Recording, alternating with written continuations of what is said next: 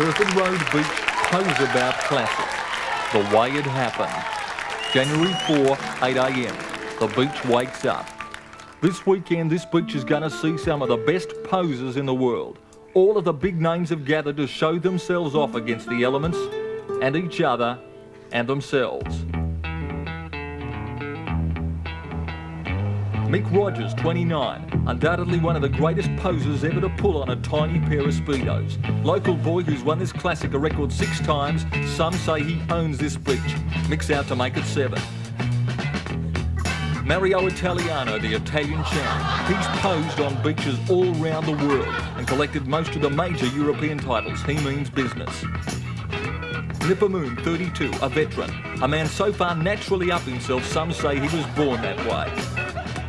Babyface Neil, the new boy on the beach. At 19, he's amazed some of the old hands with his audacious preening and egotism.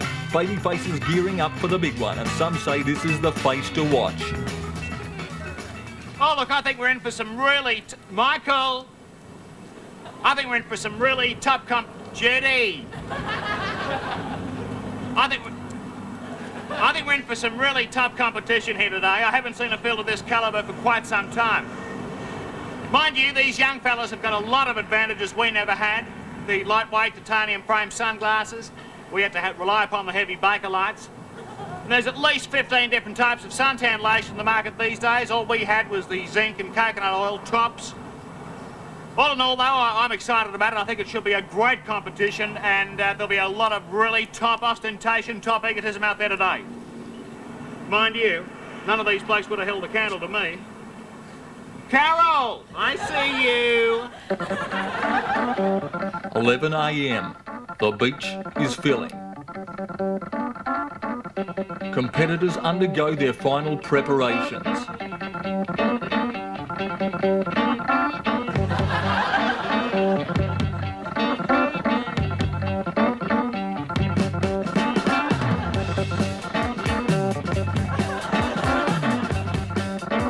Nipper Moon finishes some last-minute waxing. 11:30 a.m. The judges are in position.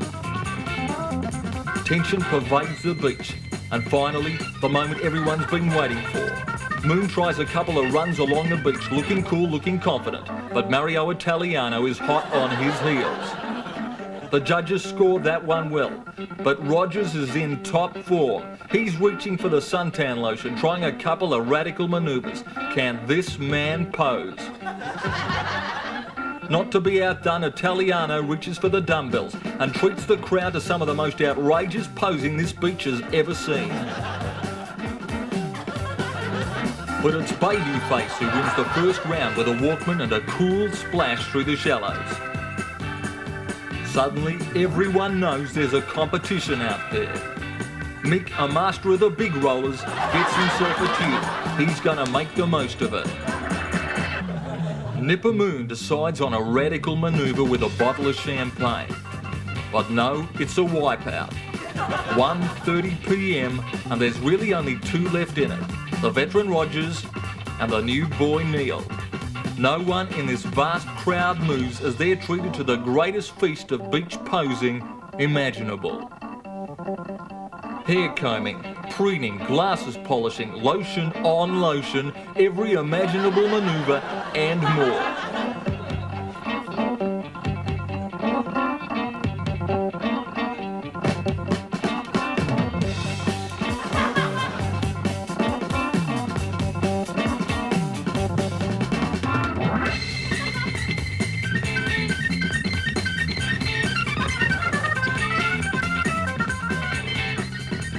Suddenly, it's all over.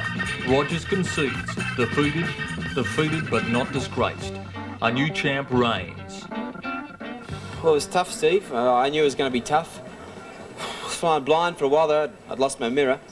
But, you know, I think it's fair to say that on the day, the best man won, and that was me. And will he be defending his title? I'm going to be back tomorrow, Steve, but tomorrow's another day. I'm off to catch a long macchiato, so until then, ciao. Tomorrow is another day. Another day for the crowd, another day for the competitors, and another day for posing at this, the eternal posing beach.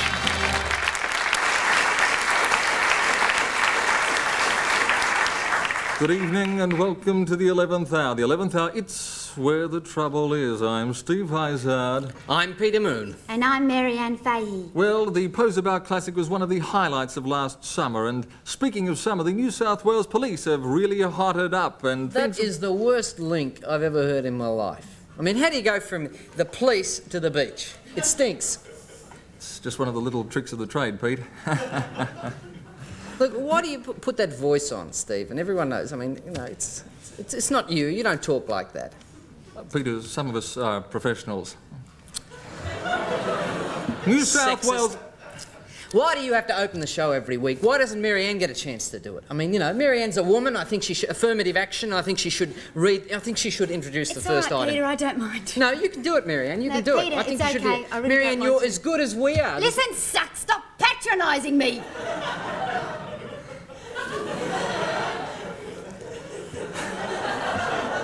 New South Wales Police clashed violently with squatters in Glebe last week. There were many incidents of violence. Meanwhile, however, in Victoria, police have employed a new form of crowd control, tickling. Police say that tickling is less expensive than the traditional means and is more fun. One constable, however, caused the test run to be abandoned. Meanwhile, there's been rioting in Dublin. The church has objected to the government's decision to allow the sale of contraceptives in Ireland. The Pope told an Irish minister that the only rubber implements that they'd sanction in Ireland were bullets. And in the United States, police have arrested a plumber who posed as a surgeon and transplanted a Delmatic twin flush cistern into the body of a Manhattan stockbroker. The plumber released the following statement: "I don't know what they're complaining about. It was an expensive unit. And I gave him a good price." The latter was in fact true. The bill was only twice that of the open heart surgeons. We'll be back with more in just a moment.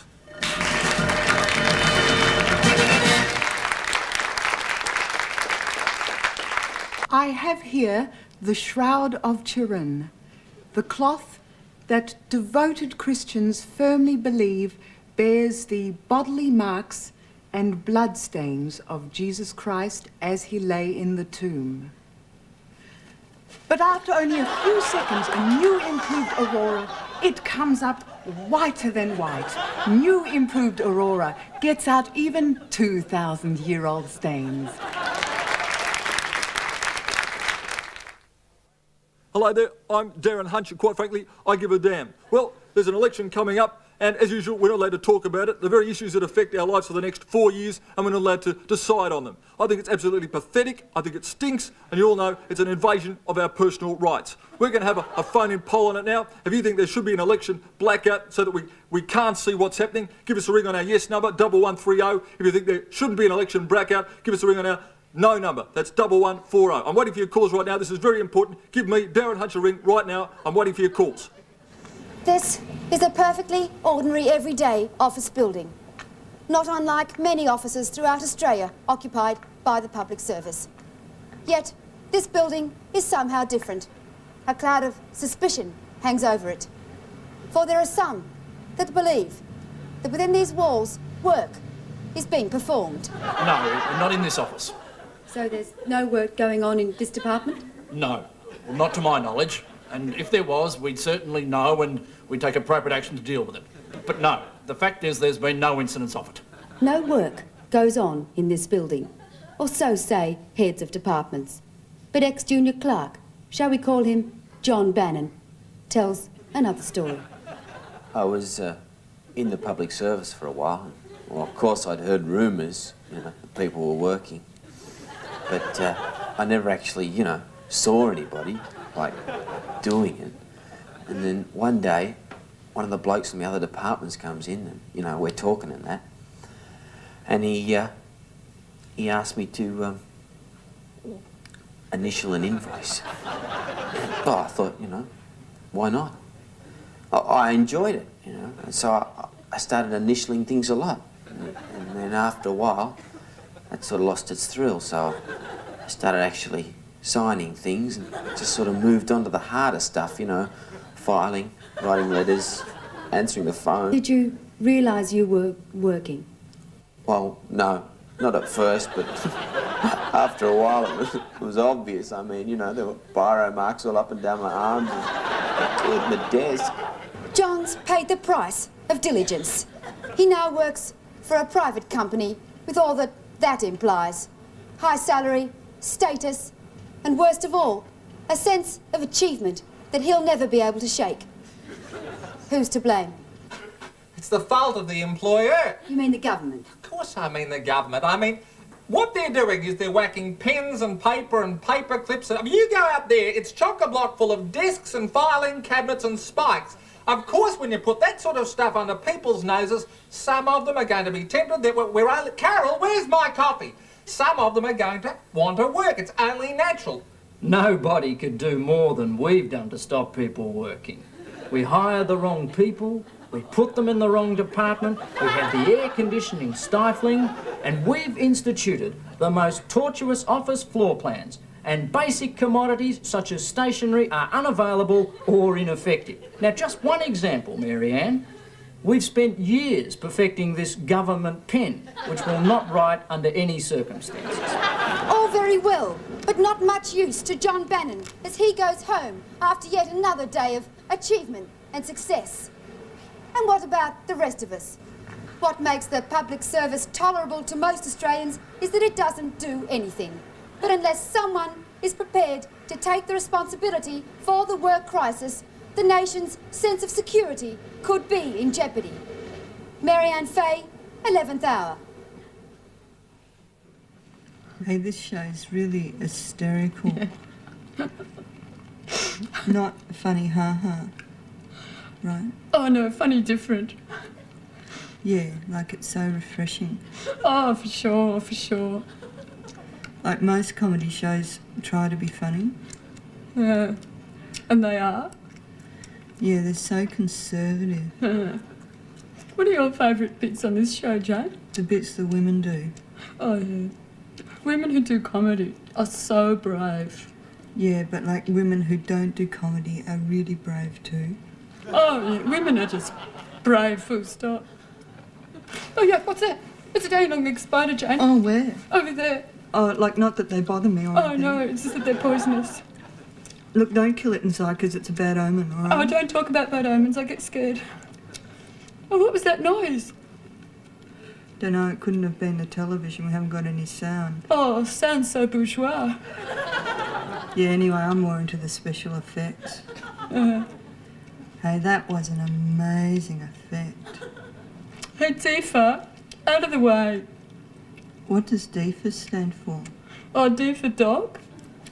What an amazing name for a cat. Yeah. It's to scare the burglars away. All right, of course.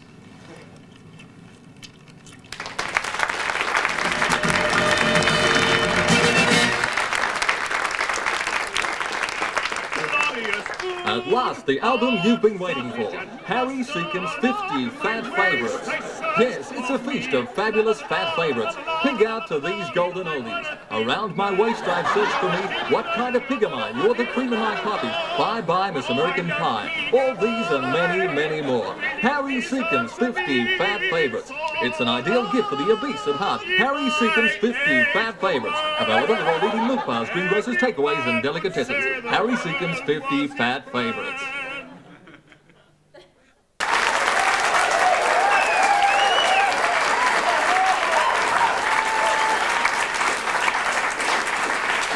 Hi, and welcome to the show. I'm Mark Mitchell, and it's great to have your company. I hope you've had a great week, but even if you haven't, it's time now to settle back, relax, and enjoy the show. We've got a fabulous show for you with a glittering array of stars and some special features you won't want to miss. But just before we get on with the show, there's something I'd like to say to you on a very serious note. I've been in television now for 1 hour and 3 minutes.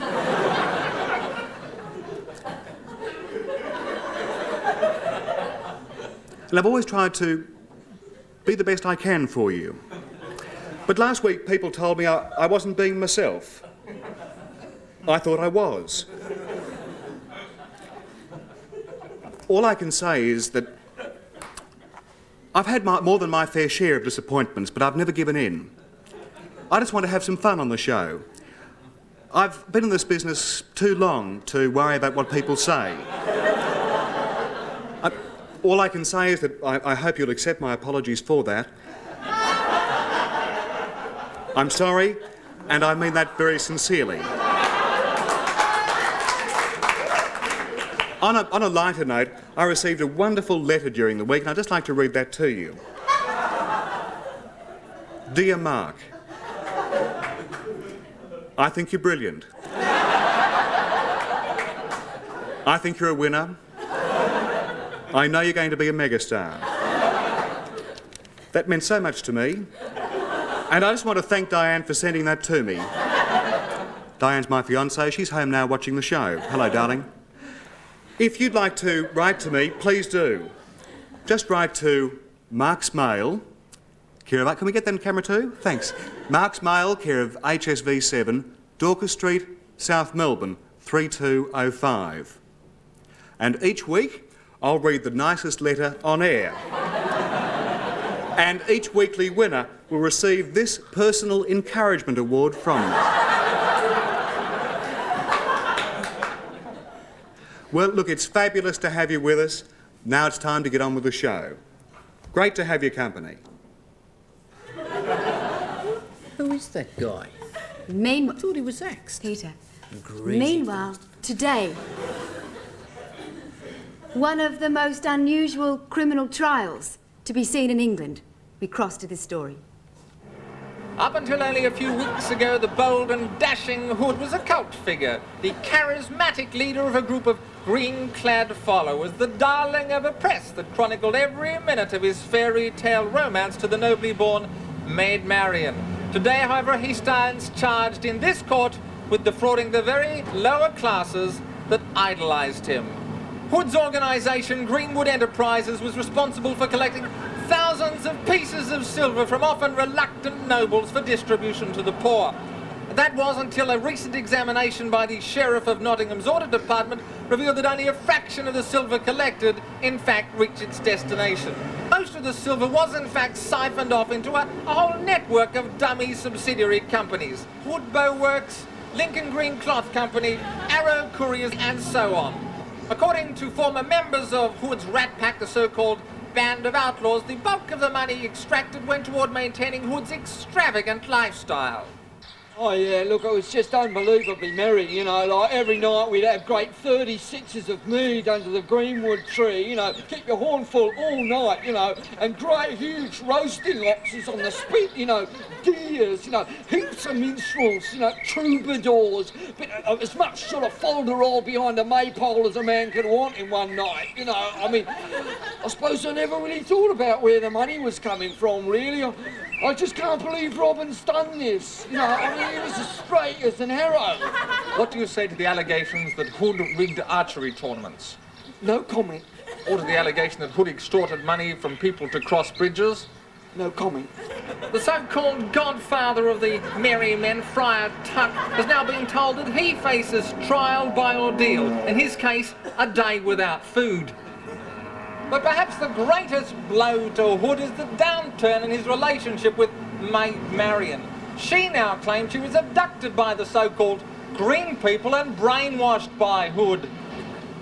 Well, I can see now what happened, you know, but at the time I was, well, they kept me out in the forest and that, and they forced me to sing songs. What sort of songs, Mary?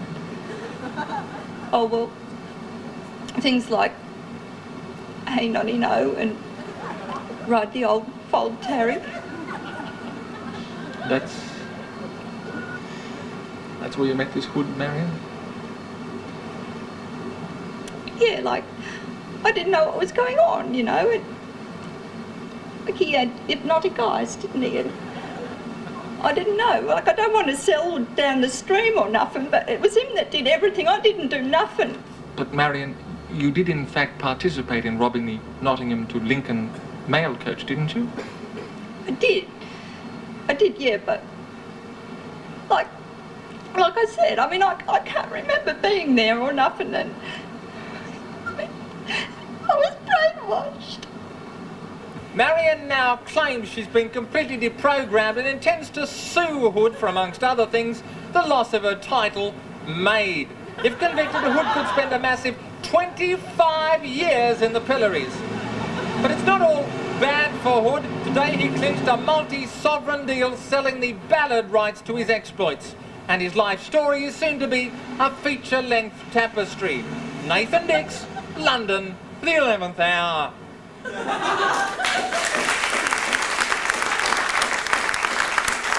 Locally, of course, the big story is the election. We sent roving reporter Mark Neal out into the streets to find out what the people think. Excuse me, ladies. What do you think the major issues are in tomorrow's election? Oh, I don't know. Well, you've got a very nice smile for starters, sweetie. Very nice smile indeed. You know, a lot of them today, they're not nice, are they? You know? Oh, yes, the youth of today. Well, yesterday, for instance, I was just sitting on a tram and I was minding my own business. You know what the youth of today did?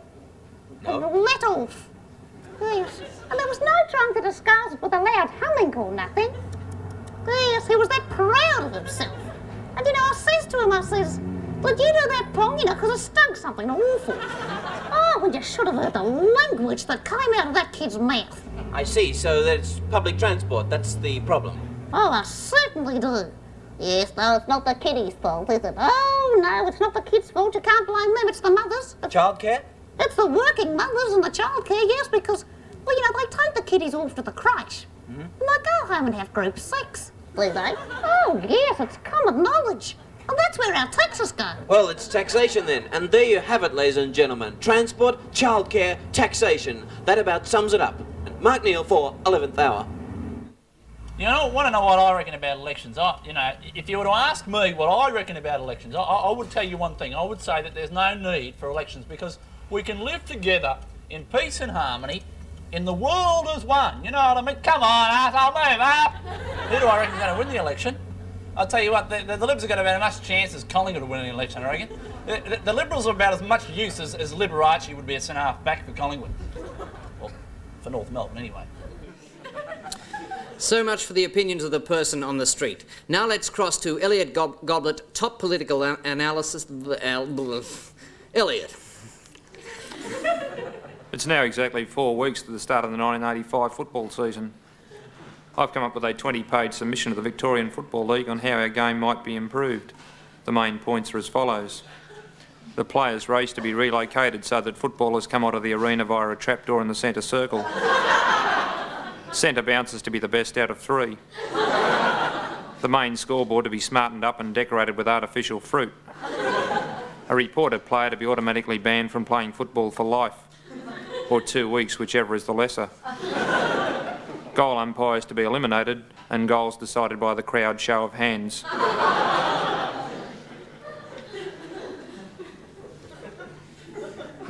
Thanks very much, Elliot Goblet. We'll be back with more in just a moment.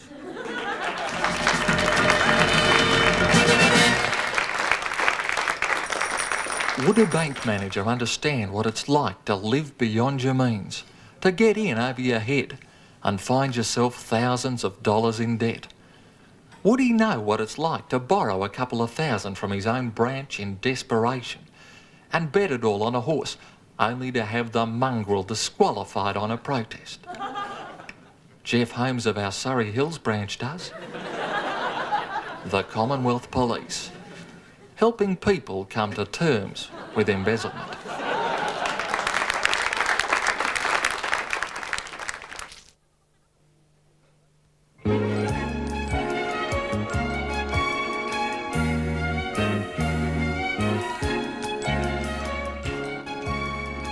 Hardcastle? Yes? I've examined your husband. Yes. Tell me, have you had him long? Oh, about 14 years, I suppose. Mm-hmm. He's been faithful? Yes, well, you know, he's strayed occasionally. Mm-hmm. Mm-hmm. You let him sleep inside, I suppose? Oh, no, not anymore. He snores, and to tell you the truth, he's a little bit on the nose now. Yes, yes. They tend to get a bit like that at his age. Look, I don't know quite how to put this, but I think probably it'd be best for all concerned if we just put him down. But it's only a strained finger. It's only a strained finger at this stage, but he's at that age where things are going to start going wrong. It's going to be nothing but trouble from now on. But he's only 47. I know, but I think it's probably best if you can remember him as he is now rather than letting him degenerate and his teeth fall out and his hair fall out. Oh, well, if you think so. I really think it is for the best. The children have become so attached to him, you know. I know, that always happens. I think the best thing you can do in those circumstances is to very, very quickly get another one. As a matter of fact, I've got a couple of strays that have been dropped in here. There's a young pup who came in this morning. Big, frisky sort of chap, very friendly. Do you want to have a look at him? Children? Very good with children. I'll show you to him. Come on. All right.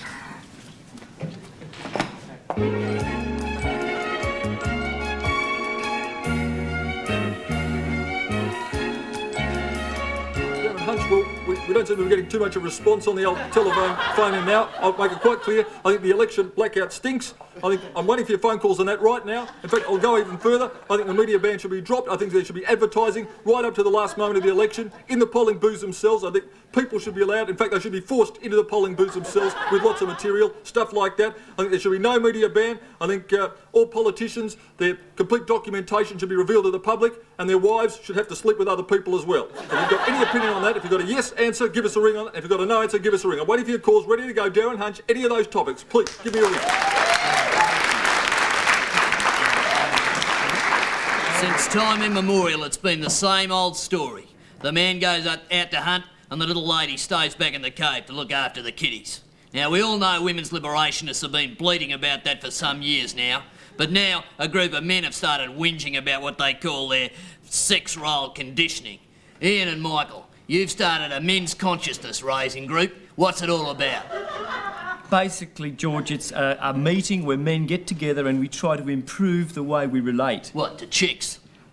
Women are persons. They not aren't chicks. We don't call them chicks or that. They've got a right to be called persons, I think, They're George. persons. What, does it relate to persons then?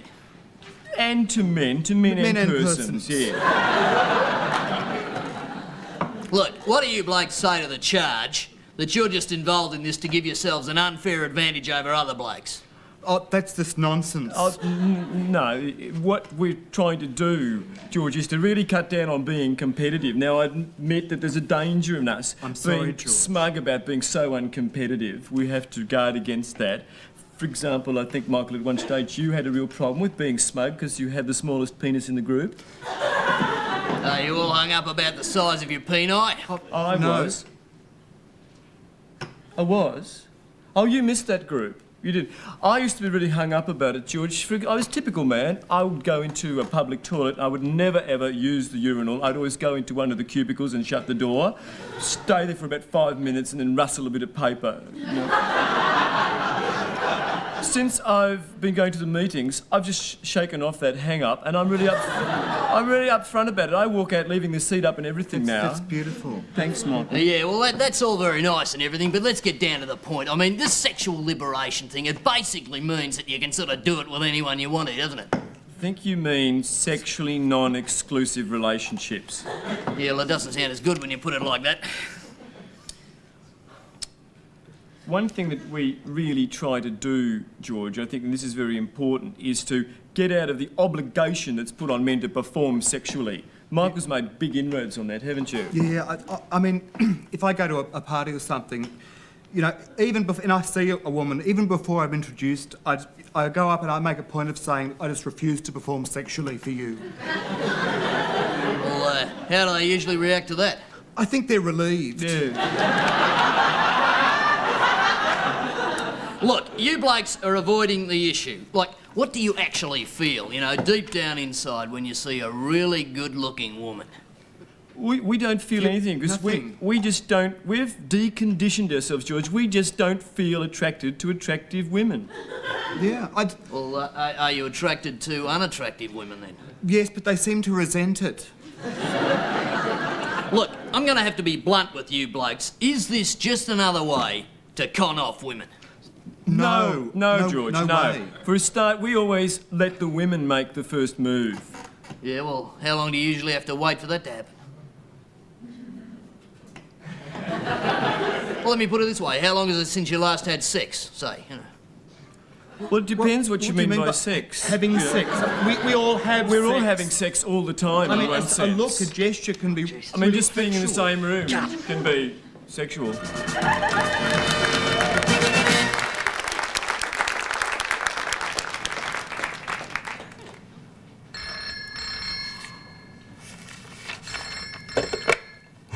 Social work department, Lynn speaking.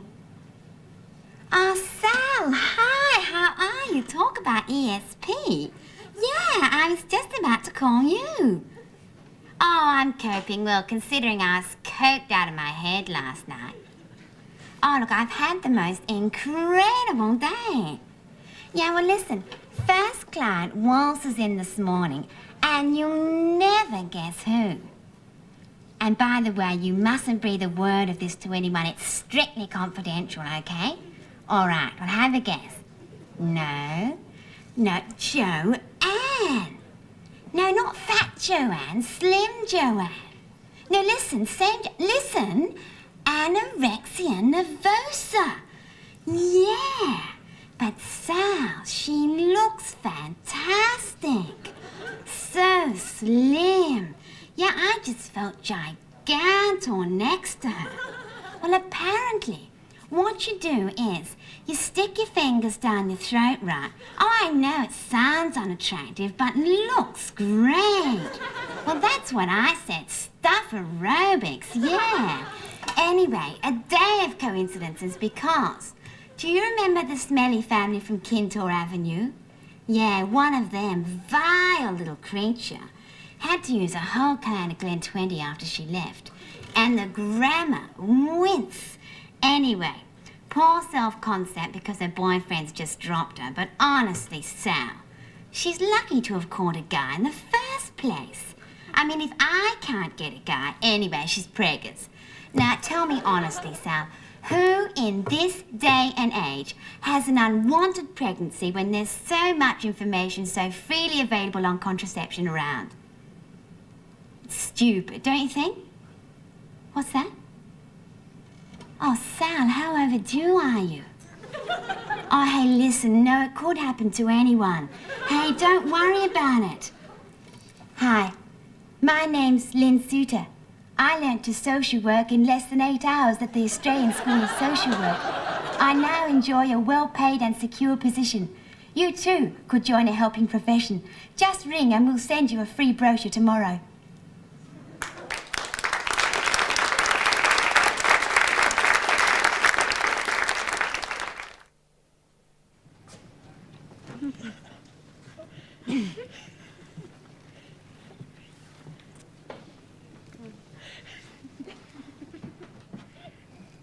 Cheryl, don't move your head. Just move your eyes over in that direction. Yellow jumper, first row. What do you reckon? Nah, he's too good looking. What for? To be hetero. I don't know, Marianne. Sometimes I don't think it's worth being a comedy groupie. We haven't even met one guy yet. It's funny, Shez. In fact, I never meet any guys when I go out with you. I wonder why. You think it's me, don't you? Oh, don't be silly. Come on, Marianne, tell me the truth. You think I'm boring, don't you? Oh, Cheryl, don't. You're putting me in an awkward position. Marianne, come on. You reckon I'm retarded, don't you? Cheryl, don't be so rude. If you're retarded and I'm your friend, how do you think that makes me look? Thanks very much. God, my thrush is killing me.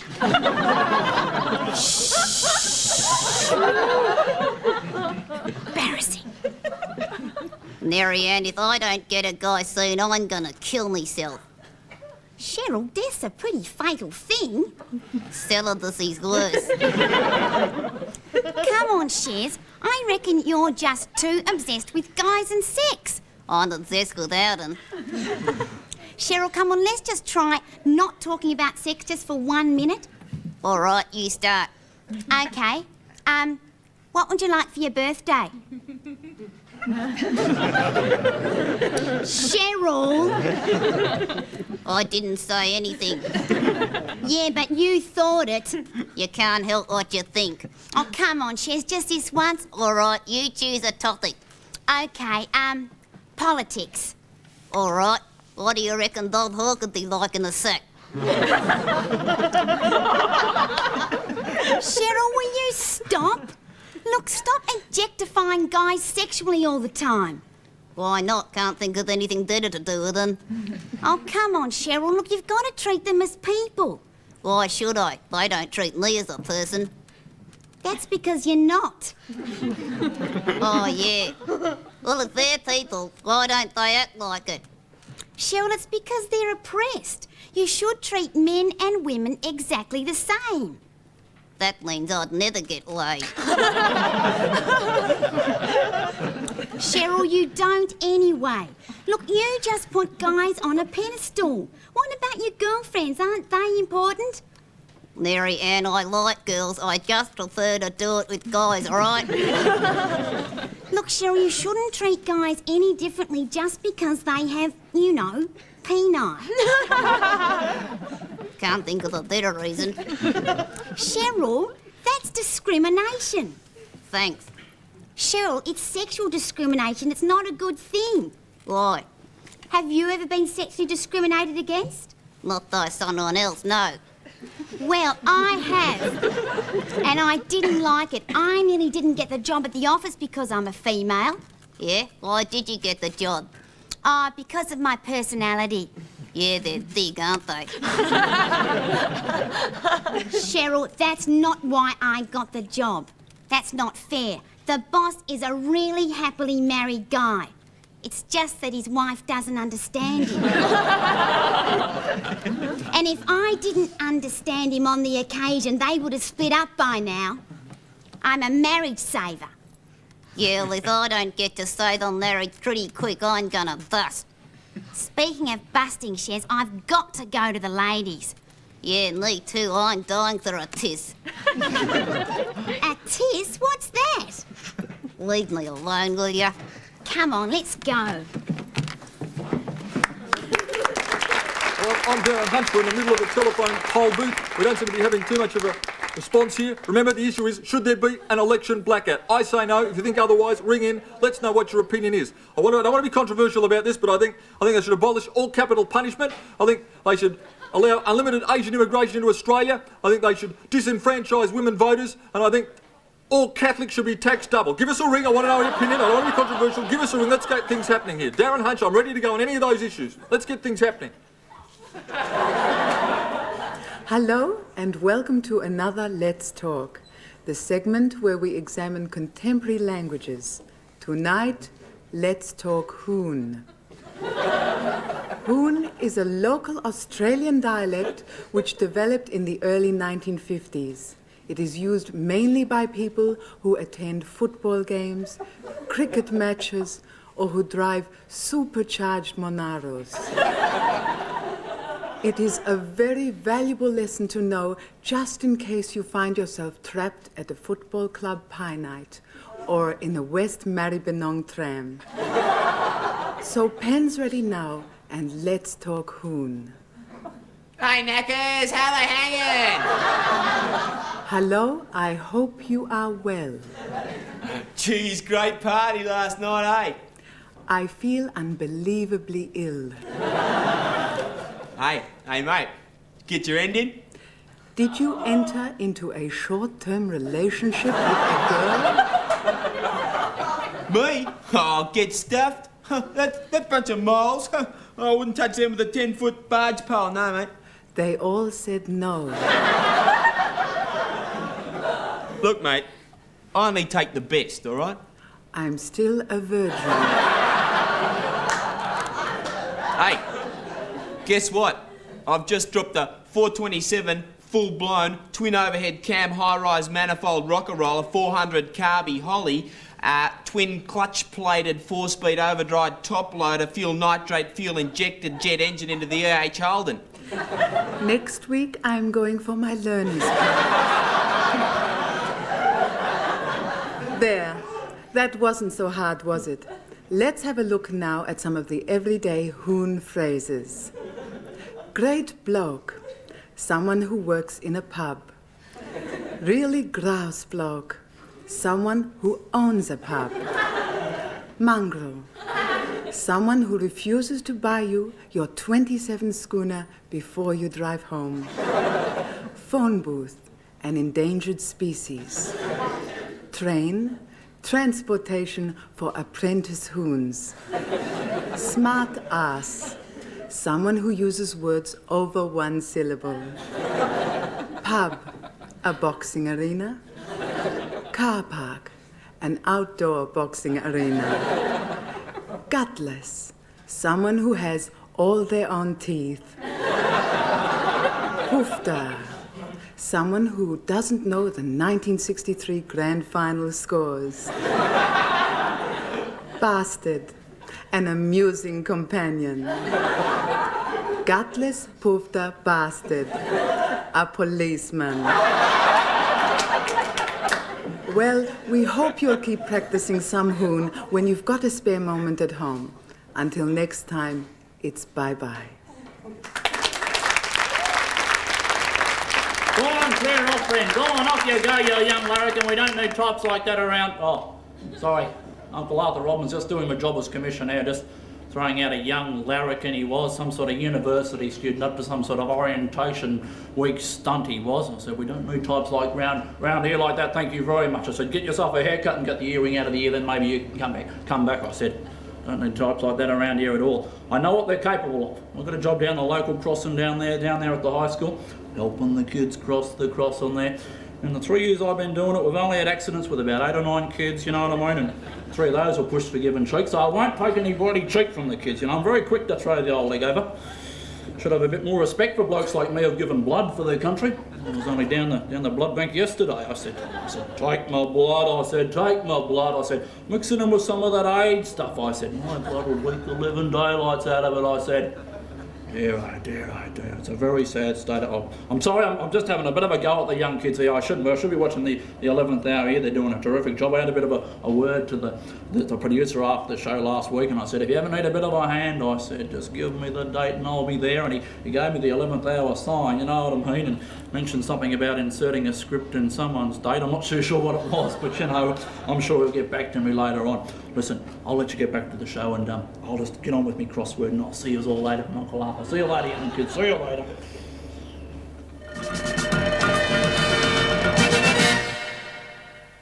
Hi, I'm Woody Handelman from Woody Handelman's Organ City Centre in liquidation. I've sold all my organs, but the liquidators want more. The liquidators have said, Woody, sell your own organs. You heard right, sell your own organs. I'm selling my own organs here at Woody Handelman's personal liquidation organ sale. How's your liver? Try Woody Handelman's liver. Hardly touched a drop. She's got to go. $15.99. Eyeballs galore. How's your son? I'll sell them. $15.99 a pair, or I'll break them up. I got hearts. Woody Handelman's personal pacemaker. She'll keep on ticking. She'll keep on running. She'll keep on beating. I'm selling it. Out she goes. Come in and see Woody. Make him an offer. Look me over. Twist my arm. If that's gone, twist something else. I got genitalia to burn. Surprise the wife. Surprise the girlfriend. Come in. Make Woody Handelman an offer. He can't refuse. Woody Handelman's Organ Liquidation Centre. I'm dying for your business.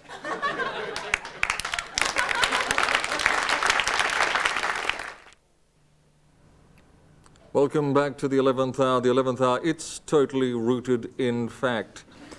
Well, tonight's drawing on, some of you will be looking for some action out there. Let's see what the party scene is like from our Party Watch helicopter. Jelly Boy. Thanks very much, Steve. Well, we're here hovering now over Kangaroo Ground, and it's a mud brick commune called The Humpy, just off Reynolds Road, and the scene here can only be described as a disgusting hippie turn. Yes, ladies and gentlemen, I can see down now the scene when we arrived was fairly grim. There was a 4-ute pile up on the bark chip driveway, and someone scraped all the Don't Damn the Franklin stickers off the myriad of combis there. The scene inside's not much better. The solar-powered cassette deck chewed up the red gum tape shortly after sunset, And that brought on a barrage of acoustic music, accompanied by flute. I think it was a Fairport Convention live at the Save the Gay Fig Tree concert. That drove many of the more discerning partygoers our way out into the cider sculling competition on the veranda. I wouldn't go into the laundry here if I were you. It's awash with rough red and tasty cheese cubes, so if you're in the mood for a bit of hummus on your desert boots, pack on those alpaca vests and get on down. This is Jelly Boy for Party Watch. Thanks, Jill. It looks like there's plenty of action out there tonight. And another place where there's plenty of action is in Epping, where one of our major sporting events is about to happen.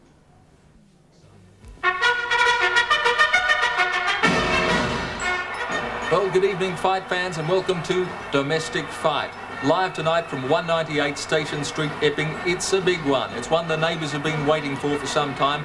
Heavyweight fight. They've been married for 17 years. They'll be fighting in a standard regulation-sized kitchen using standard 2-pound crockery. It's a pleasure to welcome to the commentary position former heavyweight domestic champion of the world, Ted, master misogynist, Abercrombie. Ted? Well, thank you, Sandy. Well, I don't think there's really much in this one. Arlene's looking very strong tonight. And let's face it, Fred hasn't won a round in 16 years. Well, that might be the case, Ted, but he's been training hard. He's been down the pub for 2 hours, a lot of problems at work and a lot of pent-up aggression. I personally am expecting a very, very big fight. And there goes the bell for round one. And they're away, and they're both sizing each other up, having a bit of a look around. There's your dinner. Hope you're satisfied. It's cold. He leads off strong. And he burns. Yes, he uses his wind well, this boy. Yes, he's a master of passive aggression. Oh, shut up. And she's right back pounding at his self-esteem. Oh, he's in there, but he's unsteady on his feet. That's all you do. You leave your clothes around everywhere. Pick up after you all the time. Jabbing away. Look at those farting belch. Working on the inside. Jeez, Look at her work away.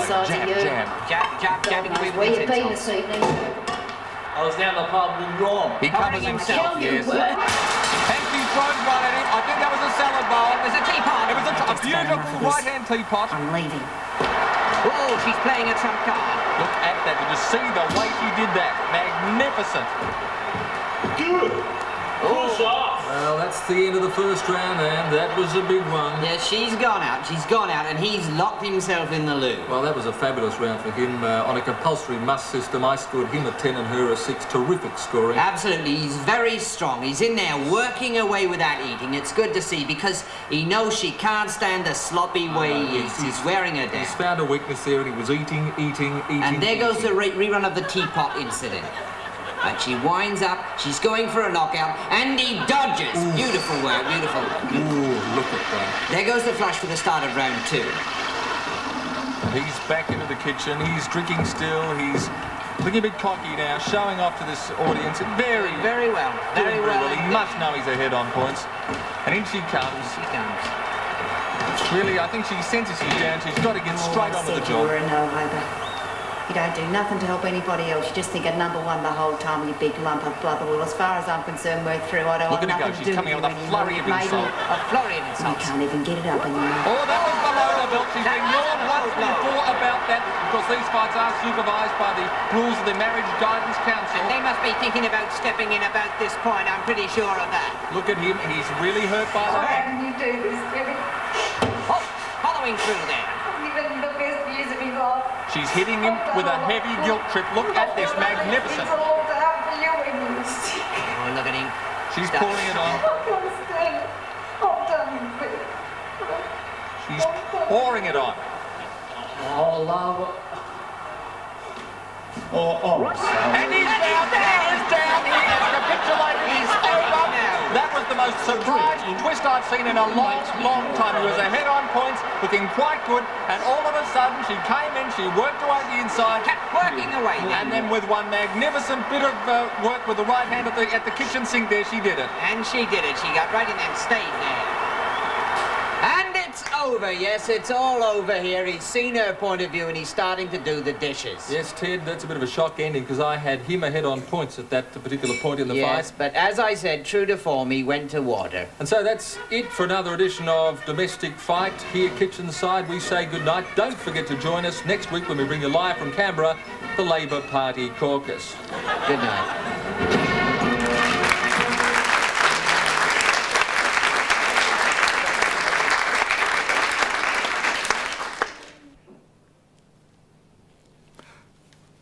Ladies and gentlemen, it's been a great pleasure being here with you. We hope you'll join us again next week for the 11th hour, where we'll present for you, for your entertainment and enjoyment, the very best that we can muster. And before we go, I want to thank our director, Graham Rowlands, our floor manager, Ron, our producer, Ian McFadgen, our studio audience, and you at home, especially you at home, for watching. And whether you're a sickie in a sick bed or an oldie, or whether you're a kiddie who should be in bed, we want you to know that the ratings, we're moving with you. You're very dear to us. We hold a very important part in our heart for you. Join us again next week for the 11th hour. And remember, Australia, farewell. Good night, Australia. See you next week.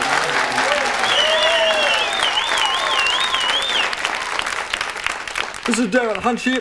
I'm still waiting for your calls on the election blackout issue. I don't know what's happening here. We seem to be having a little trouble. In case there's any doubt whatsoever about my position, let me make it absolutely clear. I think all pensioners should be burnt alive at the stake. I think all red-headed people should be forced to eat live chickens. I think babies should be raised by wolves. I think Mike Carlton should be forced to have a relationship with Jana Vent on a yacht. Well, look, I think that's pathetic. I think that is absolutely pathetic. It's one of the greatest pieces of apathy I've ever seen in my entire life. I think I've got as much chance of generating an intelligent discussion out of you lot as of Australia has got of winning the cricket.